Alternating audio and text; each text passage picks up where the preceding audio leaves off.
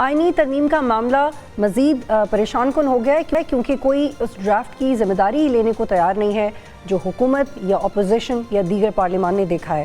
اور election commission کی طرف سے ایک بہت اہم بات کی گئی ہے کہ اگر پی ٹی آئی کے انٹر پارٹی الیکشنز تسلیم نہیں ہوتے تو پی ٹی آئی کا انتظامی ڈھانچہ بکھر سکتا ہے. اس حوالے سے معاملات کہاں آگے جائیں گے اس پہ بھی بات کریں گے. اور کراچی اور لاہور میں پی ٹی آئی کا جلسہ رکوانے کے لیے درخواستیں دائر کی جا چکی ہیں، لیکن پی ٹی آئی کی لیڈرشپ ڈٹرمنٹ نظر آتی ہے کہ جلسہ تو ہو ہی رہے گا. یہ اور بات ہے کہ ان کو ابھی تک این او سی نہیں ملا.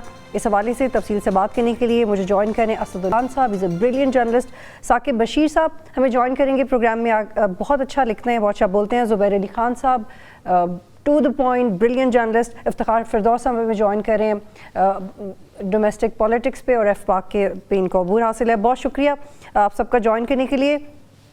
اسد میں آپ سے شروع کروں گی، یہ چل کیا رہا ہے پچھلے 3-4 دن میں؟ اتنی ڈرامیٹکس ہم نے دیکھی ہے پالیٹکس میں، اور اب کل مولانا کے بارے میں خورشید شاہ کہہ رہے تھے کہ ہم اور مولانا ساتھ بیٹھیں گے پھر آگے بڑھیں گے، لیکن مولانا نے تو آج آفیشلی کسی اور کے ساتھ اتحاد کر لیا ہے، پی ٹی آئی کے ساتھ کر لیا. جی ہاں، دیکھیں مولانا کے ساتھ ایک کھیل کھیلنے کی کوشش کی گئی ہے.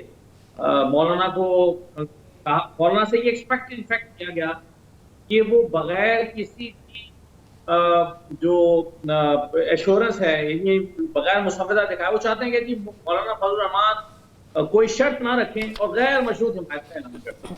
ظاہر ہے مولانا ایک جنرل ہیں، مولانا کو اس پر اسٹیکس دیکھتے ہیں، مولانا کو یہ دیکھنا ہے کہ پبلک کا موڈ کیا ہے، مولانا کو یہ دیکھنا ہے کہ آگے سیاست میں ان کے اس پیسے کے ساتھ کیا ہوں گے.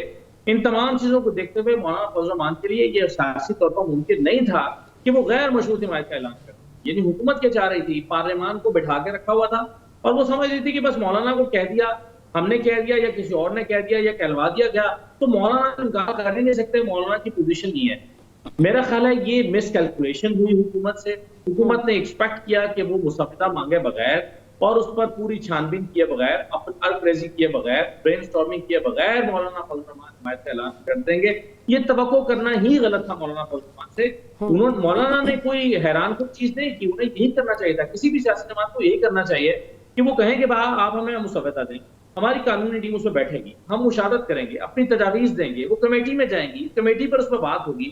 قانون سازی، آئینی ترامیم تو ہمیشہ یوں ہی ہوتی ہیں. آپ کو یاد ہوگا 18ویں ترمیم ہوئی تھی، مہینوں اس پر بات چلتی رہی، کمیٹیوں میں ڈسکشن ہوتی رہی، تجاویز ہوتی رہی، چیزیں اوپر نیچے کی جاتی رہی، اس کی لینگویج چینج کرنے کے لیے، لینگویج تک چینج کرنے کے لیے جو ہے وہ سفارشات ہوتی رہی. تو یہ سمجھ لینا کہ مسودہ دیے بغیر اور اس پر بحث کیے بغیر مولانا سے یہ توقع رکھنا کہ وہ اس کی حمایت کر دیں گے، میرا خیال ہے یہ توقع بھی غلط تھی اور مولانا فضل الرحمان نے بالکل ٹھیک کیا ہے اور ان کے اپنے سیاسی فائدے میں بھی ہے اور میرا خیال ہے کہ وقت کی ضرورت بھی یہی ہے. جی زبیر، مولانا کہہ رہے ہیں کہ اس سے بڑی خیانت نہیں ہو سکتی تھی. عطا طارق صاحب کہہ رہے ہیں کہ ایک جامع دستاویز موجود تھی جو ساری پارٹیز کو دکھائی گئی تھی.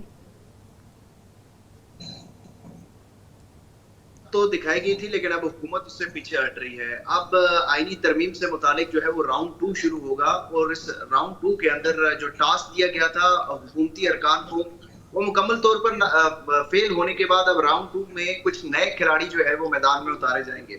محسن نقوی صاحب جو ہے وہ مکمل طور پر ناکام نظر آئے ہیں. محسن نقوی کی جگہ اب جو ہے وہ انوار الحق کاکڑ جو سابق وزیر اعظم ہیں وہ اس میں اب پیش نظر آئیں گے. ان کو یہ ٹاسک دیا گیا ہے کہ وہ مولانا کو قائل کریں، جبکہ اب چھوٹے زرداری صاحب کے بعد اب آصف علی زرداری کو یہ ٹاسک دیا گیا ہے کہ وہ مولانا فضل الرحمان کو قائل کریں گے.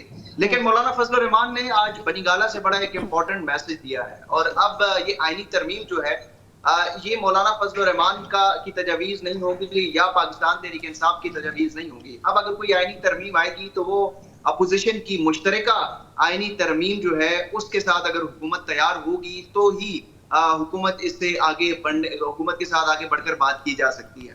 اس وقت اپوزیشن نے جو سب سے بڑا مطالبہ رکھا ہے حکومت کے سامنے راؤنڈ 2 کے آغاز میں ہی، وہ مطالبہ اگر پورا ہو جاتا ہے تو یہ آئینی ترمیم کا جس طریقے سے جو مقصد تھا وہ مقصد ہی ناکام ہو جائے گا، وہ ختم ہو جائے گا. کیونکہ اپوزیشن نے حکومت کے سامنے یہ مطالبہ کر دیا ہے کہ آپ جسٹس منصور علی شاہ کا جو نوٹیفیکیشن ہے بطور چیف جسٹس آف پاکستان وہ جاری کریں، اس کے بعد ہم ترمیم کر لیں گے. مولانا فضل الرحمان نے چھوٹے زرداری صاحب، بلاول زرداری صاحب کو یہ پیغام کل بھی جب ملاقات ہوئی تو انہوں نے کہا کہ ہم یہاں پر بیٹھے ہیں آئین سازی کے لیے، قانون سازی کے لیے، ضرور کریں گے، اور پاکستان تحریک انصاف بھی اس کی جو ہے وہ حمایت کرے گی. جو ہم تنقید برائے تنقید نہیں کریں گے، بلکہ اگر کوئی جوڈیشل ریفارمز آپ کا مقصد ہے تو ہم ضرور یہاں پر تیار ہیں.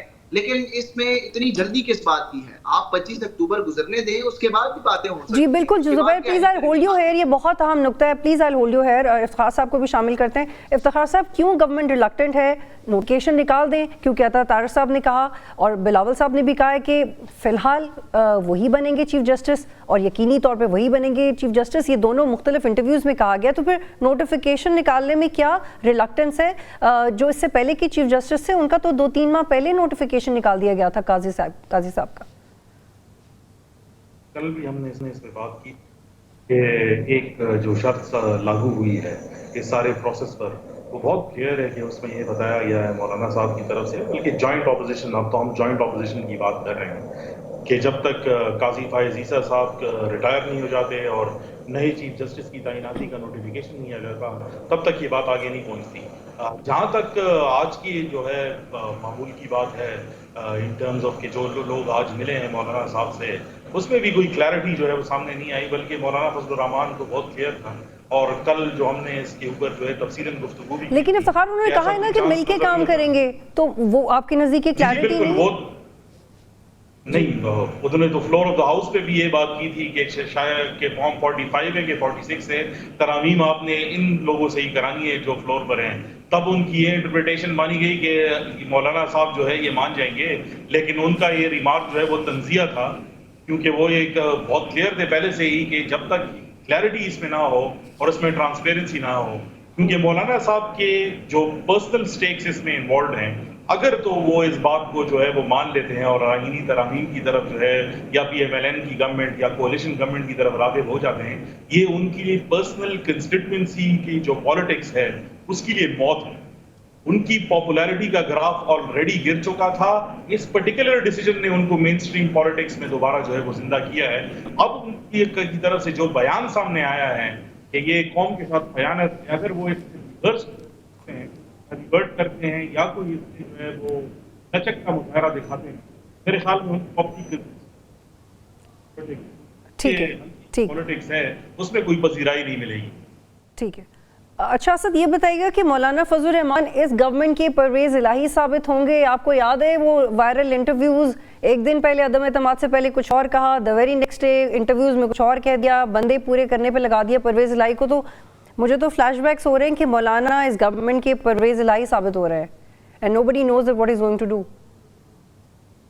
نہیں، میرا نہیں خیال کہ مولانا فضل الرحمان کی سچویشن کو اس سے ریلیٹ کرنا چاہیے. دیکھیے، ایک سچویشن یہ ہے کہ مولانا فضل الرحمان صاحب ایک ایسی اہمیت اختیار کر گئے ہیں جہاں 2/3 اکثریت کے لیے ان کا موجود ہونا ضروری ہے. ادروائز آپ کو پھر سپریم کورٹ کے فیصلے 63A کو نظر انداز کرتے ہوئے دوسری پارٹی کے لوگوں کو ملانا پڑے گا. لیکن ان فیلڈ ہے یہ ججمنٹ آج بھی کہ منحرف لوگوں کا ووٹ شمار نہیں ہوگا. اگر جس پہ قانون سازی کرنے کا حکومت کا ارادہ ہے، مگر وہ جب قانون سازی ہوگی یا آئین ترمیم ہوگی تو تب ہوگی. ابھی دوسری پارٹی کے لوگوں کو نہیں ملایا جا سکتا تو مولانا کو ملایا جا سکتا ہے. اب مولانا کے بغیر یہ ترمیم ہو نہیں سکتی. اب آپ سچویشن یہ ہے کہ ہم یہ جانتے ہیں کہ مولانا فضل الرحمان صاحب انتخابات سے پہلے بڑے حامی تھے اس بات کے کہ ان کے ساتھ پی ایم ایل این اتحاد کرے، انتخابی اتحاد کر لے. لیکن نون لیگ نے ان کو اس معاملے میں ان کی اس خواہش کا احترام نہیں کیا، اور نون لیگ نے یہ سمجھا کہ ہم ان کے بغیر الیکشن میں لڑ جائیں تو زیادہ بہتر ہے. اور نون لیگ کی یہ خواہش بھی تھی کہ وہ الیکشن کے بعد بھی مولانا کو اپنے اتحاد میں شامل نہیں کرنا چاہتے تھے. یہ خبر میں نے 23 جنوری 2024 کو، یعنی الیکشن سے 15 دن پہلے دی تھی کہ نون لیگ نے ایک میٹنگ کی ہے اور اس میٹنگ میں فیصلہ کیا ہے کہ مولانا کو اتحاد میں نہیں لیا جائے گا، اور اس کی مختلف وجوہات تھیں.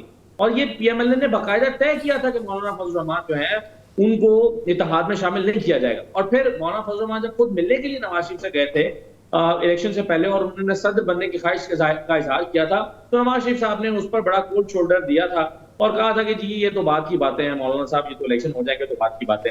تو پھر الیکشن ہو گئے، حکومت بنی.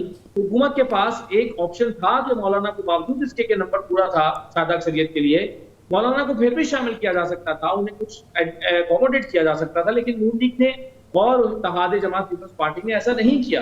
مولانا فضل الرحمان کیا مانگتے تھے؟ وہ خیبر پختونخوا کی گورنر نہیں مانگتے تھے اور کچھ اور چیزیں مانگتے تھے, ایک کمیٹیاں مانگتے ہوں گے, لیکن ان کو اس لیے نظر انداز کیا گیا کہ ان کی ضرورت ہی نہیں ہے. اور مولانا فضل الرحمان صاحب جو ہیں وہ اس پورے سسٹم سے یا حکومت کی ان تمام چیزوں سے جو ہے وہ بیدار ہو کے پھر اپوزیشن میں چلے گئے. آج جب ان کی ضرورت پڑی ہے اور تو آپ ان سے توقع کر رہے ہیں کہ وہ ایک ایسا فیصلہ کریں جو انتہائی غیر مقبول فیصلہ ہے, جس کو عوامی حمایت یا مقبولیت نہیں مل سکتی. مولانا سے آپ یہ توقع کر رہے ہیں اور پھر انہیں وقت بھی نہیں دے رہے سوچنے کا یا اس کام کرنے کا. تو میرا خیال ہے کہ مولانا جو ہے وہ حکومت کے ساتھ کچھ غلط نہیں کر رہے, بلکہ وہ اپنے کارڈز اپنے طریقے سے اپنی سمجھ کے مطابق اور اپنے فائدے کے حساب سے ٹھیک کھیل رہے ہیں.